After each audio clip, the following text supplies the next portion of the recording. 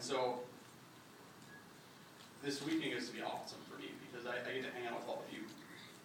And I can see that all over the place. When I go to roundtables or meals or just break time, I hear people talking about issues in higher education. I hear people talking about things going on campus. I hear people who are excited about things, who are mad about things, who are passionate about making higher education better in Minnesota. And that's really exciting to me because it means that this is something that you guys really care about. You're using your free time to care about students. You know, you're not really getting paid for this at all. You're coming up here, maybe you eat some food, maybe you don't like the food, but you still stick with it. And you go back and you use what you learned to work on campus, to be great leaders, to be those people that we need to have on campus. And there was a lot of awesome discussions that happened in roundtables where you were able to collaborate with each other and with other campuses. And I would encourage you to bring these back to your campus. These discussions weren't just meant to be had here. And I fully expect that you're going to have a better time, you know, now at campus, that you have these connections, that you've heard these stories of things that have happened on other campuses that you can do.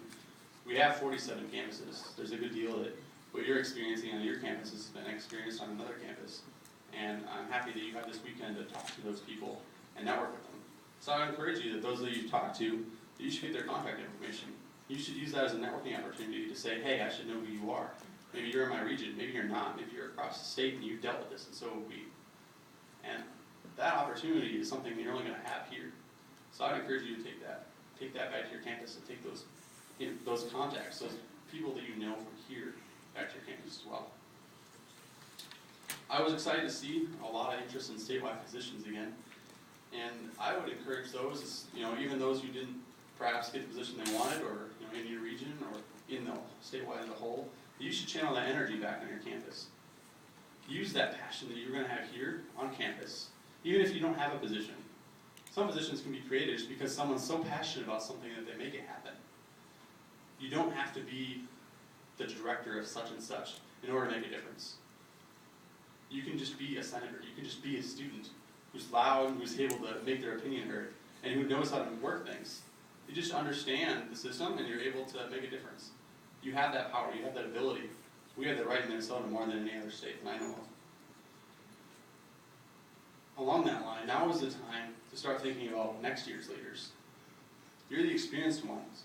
Now is the time to start recognizing those people who are going to be around next year, who are going to be able to continue what you've laid, that groundwork that you've laid. They need something to build off of, and you need to start building off of it right now. It's time to think about where you're going to be next year and where the people behind you are going to be, and try to get them to where you are now. So I expect you all to be back here in January. I was happy to see a lot of new faces this weekend, and I'm really hoping you all come back, and that some of the more experienced people that have been around for a while are going to be able to take you under their wing and kind of show you more what's going on, and maybe build you up to be those leaders next year even. I would encourage you, as we move into spring semester, to not slow up, continue to be passionate about student issues. Sometimes as student leaders, we can get off to a great start and then kind of mellow out the second semester. I don't want to see that happen, especially since so much is going on in the spring.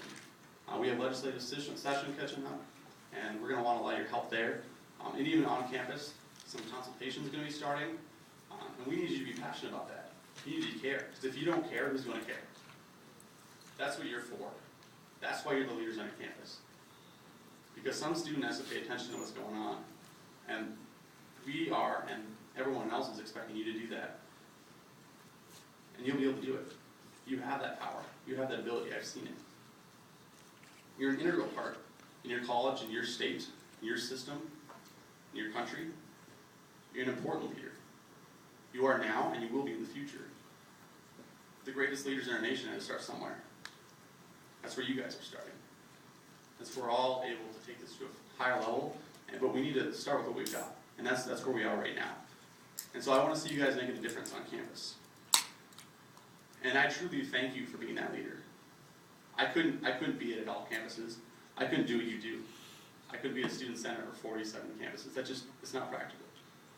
That's why we have you. And because that probably would not be very good if I was on every campus. So I thank you for being there. I thank you for being that leader for students. The students need you. So, I encourage you to go back to your campus, be strong, channel that passion that you have towards leading your students, and I thank you for being the leaders on your campus. Have a great lunch sometime here. Have a great ride home. Good luck on your finals.